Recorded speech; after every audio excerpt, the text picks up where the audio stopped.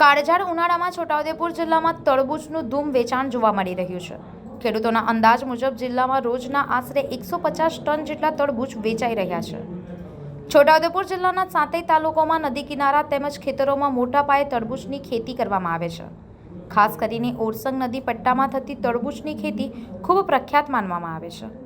સ્થાનિક બજાર ઉપરાંત અન્ય જિલ્લા અને રાજ્યોમાં પણ અહીંથી તરબૂચ સપ્લાય કરવામાં આવે છે। ઉનાળામાં શરીરને ઠંડક આપતા આ ફળને અમૃત સમાન માનવામાં આવે છે। તરબૂચમાં પાણીની ભરપૂર માત્રા હોવાને કારણે તે સ્વાસ્થ્ય માટે પણ ખૂબ લાભદાયક માનવામાં આવે છે। ખેડૂતોમાં સારા વેચાણને લઈને ખુશીનો માહોલ જોવા મળી રહ્યો છે। સંવાદદાતા સાથે અભિપ્રાય ન્યૂઝ વડોદરા।